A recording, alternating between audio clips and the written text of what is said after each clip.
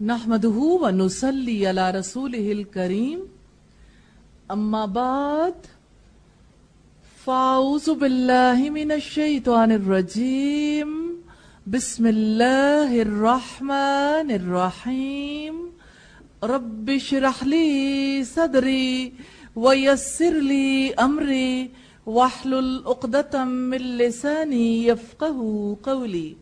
آیت نمبر 23 ہے حرمت علیکم امہاتکم و بناتکم و اخواتکم و عماتکم و خالاتکم و بنات الاخی و بنات الاخت و امہاتکم اللاتی ارضعنکم و اخواتکم من الرضاعات و امہات نسائکم و ربائبکم اللاتی فی حجورکم من نسائکم اللاتی دخلتم بہن فإن لم تکونوا دخلتم بہن فلا جناح علیکم وحلائل ابنائکم الذین من اصلابکم وان تجمعوا بین الاختین الا ما قد سلف ان اللہ کان غفورا رحیما۔ تم پر حرام کی گئی ہیں حرام رشتوں کے بارے میں، حرمت والے رشتوں کے بارے میں وضاحت ہے کن عورتوں سے نکاح نہیں ہو سکتا۔ تم پر حرام کی گئی ہیں تمہاری مائیں اور تمہاری بیٹیاں اور تمہاری بہنیں اور تمہاری پھوپھیاں اور تمہاری خالائیں اور بھائی کی بیٹیاں اور بہن کی بیٹیاں اور تمہاری وہ مائیں جنہوں نے تمہیں دودھ پلایا اور رضاعت میں تمہاری بہنیں اور تمہاری بیویوں کی مائیں اور تمہاری گود میں پرورش پانے والی وہ لڑکیاں جو تمہاری ان بیویوں سے ہوں جن سے تم نے صحبت کی ہے۔ پھر اگر تم نے ان سے صحبت نہیں کی تو تم پر کوئی گناہ نہیں، اور تمہارے ان بیٹوں کی بیویاں جو تمہاری صلب سے ہیں، اور یہ کہ تم اکٹھا کر دو دو بہنوں کو مگر جو پہلے ہو چکا، یقیناً اللہ تعالیٰ بے حد بخشنے والا نہایت رحم والا ہے۔ نسب کے اعتبار سے حرمت والے رشتے کون سے ہیں؟ رب العزت نے فرمایا مائیں، بیٹیاں، بہنیں، پھوپھیاں، خالائیں، بھائی کی بیٹیاں یعنی بھتیجیاں، بہن کی بیٹیاں یعنی بھانجیاں۔ تو آپ سادہ سی بات ذہن میں رکھیے، نسب کے اعتبار سے حرمت والے رشتے 7 ہیں، 7 رشتے ہیں یہ۔ تو ترتیب دیکھیے گا، ماں، امہاتکم تمہاری مائیں، دوسرے وبناتکم اور تمہاری بیٹیاں، واخواتکم، اب دیکھیے اوپر کے رشتے، نیچے کے رشتے، برابر کے رشتے، ٹھیک؟ وَأَخَوَاتُكُمْ اور تمہاری بہنیں، وَأَمَّاتُكُمْ اور تمہاری پھوپھیاں، وَخَالَاتُكُمْ اور تمہاری خالائیں، اور یہاں پہ پھر ان کی آگے سے ایکسٹینڈڈ فیملیز ہیں، وَبَنَاتُ الْأَخِ اور تمہاری بھتیجیاں، وَبَنَاتُ الْأُخْتِ اور تمہاری بھانجیاں۔ سیدنا ابن عباس فرماتے 7 عورتیں نسب کی وجہ سے حرام ہیں، یاد رہے گا 7 عورتیں۔ یہ چیزیں آپ کے علم کو پختہ کریں گی اگر آپ انہیں اچھے طریقے سے لرن کر لیں گے۔ 7 عورتیں نسب کی وجہ سے حرام ہیں اور 7 سسرال کی وجہ سے۔ پھر آپ نے اس آیت کی تلاوت کی تو رضاعت کی وجہ سے بھی کچھ رشتے حرام ہیں۔ رب العزت نے فرمایا وَأُمَّهَاتُكُمُ اللَّاتِي أَرْضَعْنَكُمْ اور تمہاری وہ مائیں جنہوں نے تمہیں دودھ پلایا۔ جیسے جنم دینے والی ماں حرمت والی ہے، ایسے ہی دودھ پلانے والی ماں کی بھی حرمت ہے۔ وَأَخَوَاتُكُمْ مِنَ الرَّضَاعَاتِ اور رضاعت میں تمہاری بہنیں، رضائی بہنوں سے بھی نکاح حرام ہے۔ رسول اللہ نے فرمایا رضاعت کی وجہ سے وہ رشتے حرام ہو جاتے ہیں جو پیدائش سے حرام ہوتے ہیں۔ بخاری کی 5099 نمبر روایت ہے۔ تو آسان طریقہ ہے، 7 رشتے نسبی ہیں اور اسی طرح کے رشتے جو ہیں وہ رضاعت کے بھی ہیں۔ رسول اللہ کی حدیث سے یہ ثابت ہوتا ہے کہ نسبی محرمات کی طرح رضائی محرمات بھی ساتھ ہیں.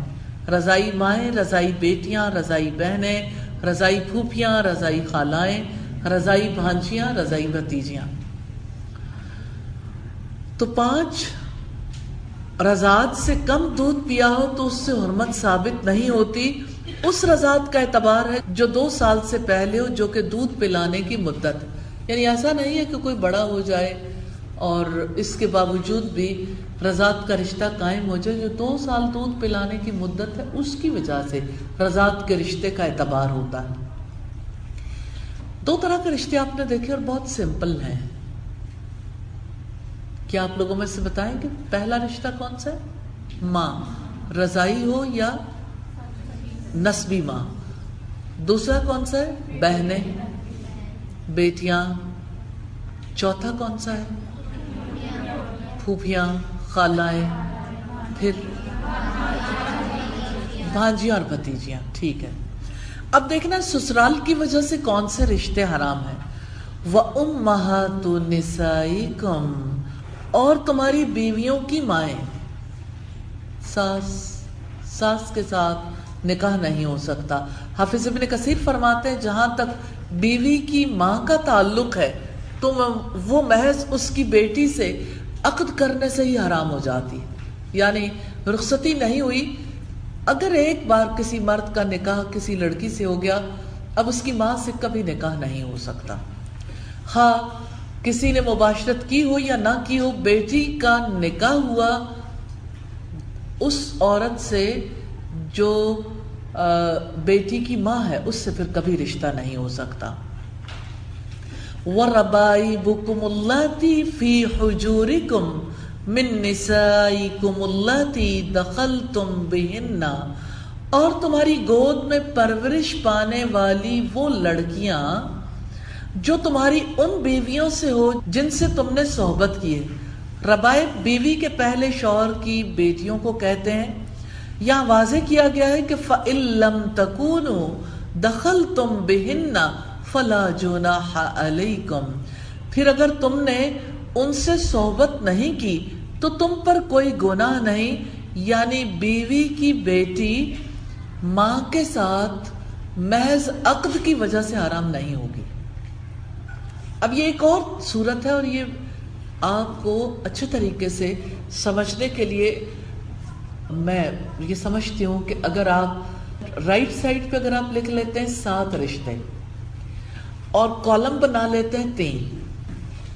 ایک رشتہ ہو گیا نسب، دوسرا ہو گیا رضائی رشتہ.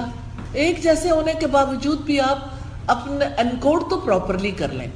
تیسرے کالم میں آپ لکھ لیں سسرالی رشتے.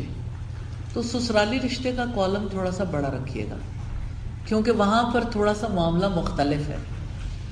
تو آپ یہ دیکھیے کہ ساس یعنی بیوی کی ماں، اوپر کا رشتہ حرام ہے، چاہے کسی کی رخصتی ہوئی یا نہیں ہوئی، وہ حرام ہے ہر صورت میں. لیکن اب کوئی ربیبہ ہے یعنی بیوی کی پہلے شوہر سے بیٹی، اس کی صورت میں تھوڑا ہلکا معاملہ ہے کہ اگر اس کی ماں سے عقد ہوا یعنی عقد نکاح تو ہو گیا، رخصتی نہیں ہوئی، تو ایسی صورت میں یعنی اللہ تعالیٰ نے کیا اس بارے میں کہا ہے، وَرَبَائِبُكُمُ اللَّاتِي فِي حُجُورِكُمْ مِن نِسَائِكُمُ اللَّاتِي دَخَلْتُمْ بِهِنَّ، اور تمہاری گود میں پرورش پانے والی وہ لڑکیاں جو تمہاری ان بیویوں سے ہو جن سے تم نے صحبت کی ہے. تو ربیبہ رخصت ہونے والی ماں کی وہ بیٹی ہے یعنی جس کی ماں کا عقد ہوا، رخصتی ہو گئی، اب اس کی بیٹی سے کبھی نکاح نہیں ہو سکتا، یہ حرام رشتہ ہے. لیکن فَإِن لَمْ تَكُونُوا دَخَلْتُمْ بِهِنَّ فَلَا جُنَاحَ عَلَيْكُمْ. دوسری صورت ہے ماں کے حوالے سے، یعنی ایک عورت ہے جس کی بیٹی ہے، عورت کے ساتھ مرد کا عقد ہوا، ابھی رخصتی نہیں ہوئی، اور مرد کو یعنی چاہت پیدا ہوئی کہ اس کی بیٹی سے شادی کر لیتا تو زیادہ اچھا تھا. تو ایسی صورت میں ماں سے عقد ختم کر کے بیٹی سے نکاح ہو سکتا، بیٹی سے نکاح ہو سکتا ہے، کوئی گناہ نہیں ہے. تو بیوی کی بیٹی ماں کے ساتھ محض عقد کی وجہ سے حرام نہیں ہوگی. حرام اس صورت میں ہوگی جب اس نے اس کی ماں کے ساتھ مباشرت کی ہو. اگر مباشرت سے قبل اس کی ماں کو طلاق دے دی تو اس کی بیٹی سے اس کے لیے نکاح کرنا جائز ہوگا. یہ حکم صرف ربائب کے لیے ہے. اچھا، یہ بعض اوقات ایسا ہو جاتا ہے نا کہ ماں کو طلاق دے دی، عقد ہوا، طلاق دے دی، لیکن کوئی ٹائم ایسا آ گیا جہاں پہ یعنی ایسا رشتہ بیٹی کے لیے آ گیا، اور یعنی ایسی صورت میں کہ ماں وفات بھی پا چکی ہے، وہ دنیا میں بھی نہیں ہے، باپ نے طلاق دے دی تھی، تو وہ بیٹی اس کے لیے حرام نہیں ہے. اگرچہ یعنی یہ میں نے ایک صورت سامنے رکھی ہے، اور میں نے اس لیے سامنے رکھی ہے کہ صورتحال تو کئی طرح کی ہو سکتی ہے نا. نکاح ہوا، عورت فوت ہو گئی، یا ویسے میں اگر اس کی بیٹی سے کوئی نکاح کرنا چاہے تو کیا یہ نکاح منعقد ہوگا یا نہیں؟ اس صورت میں منعقد ہو سکتا ہے اگر رخصتی نہیں ہوئی، بس سادہ سی بات. اگر رخصتی ہوگی پھر نکاح نہیں ہو سکتا. جمہور ائمہ فرماتے ہیں ربیبہ خواہ آدمی کے زیر پرورش ہو یا نہ ہو، ہر صورت میں حرام ہے. وَحَلَائِلُ أَبْنَائِكُمُ الَّذِينَ مِنْ أَصْلَابِكُمْ، اور تمہارے ان بیٹوں کی بیویاں جو تمہاری صلب سے ہیں، یعنی بہو کے ساتھ کبھی سسر کا نکاح نہیں ہو سکتا. یہ تین طرح کے رشتے آ گئے نا، اور بہو بیٹی ہوتی ہے نا ایک اعتبار سے. وَأَن تَجْمَعُوا بَيْنَ الْأُخْتَيْنِ، اور یہ کہ تم اکٹھا کرو دو بہنوں کو، إِلَّا مَا قَدْ سَلَفَ، مگر جو پہلے ہو چکا. دو سگی بہنوں کو نکاح میں جمع کرنا حرام ہے. باپ دادا کی بیویاں بھی حرام ہے، یعنی جیسے باپ کی بیوی حرام ہے ایسے دادا کی بیوی بھی حرام ہے. اور بیوی کی بھتیجی اور پھوپھی کو نکاح میں جمع کرنا حرام ہے. صحیح بخاری کی روایت ہے 5109 نمبر پر. یعنی آپ دیکھیں اصل اصول کیا ہے. یہ ایک اور صورت ہے. کون کون سے رشتے جمع نہیں ہو سکتے؟ دو بہنیں، پھوپھی بھتیجی، خالہ بھانجی. اور اس کا اصول کیا ہے کہ جن میں سے ایک اگر مرد ہو تو اس کے ساتھ دوسری کا رشتہ حرام. جیسے بھائی بہن کا نکاح نہیں ہو سکتا، چچا بھتیجی کا نہیں ہو سکتا، اور ماموں بھانجی کا نہیں ہو سکتا. تو ایسے رشتوں کو نکاح میں بھی جمع نہیں کیا جا سکتا، کیونکہ اس کی وجہ سے رشتہ داریوں پہ حرف آتا ہے. یہ بات یاد رہے گی. کن دو رشتوں کو جمع نہیں کیا جا سکتا؟ تین طرح کے رشتے ہم نے دیکھے. ٹھیک ہے. اسی طرح سے بیوی کی بھانجی اور خالہ کو نکاح میں جمع کرنا حرام ہے. یعنی کوئی صورت ایسی پیش آ جاتی ہے نا، تو بیوی کی بھانجی سے اگر نکاح ہوا تو بھانجی اور خالہ دونوں اکٹھی ہو گئی نا، تو ان کو نکاح میں اکٹھا نہیں کیا جا سکتا. بیوی سے شادی کی، اب اس کی بھانجی سے شادی نہیں ہو سکتی.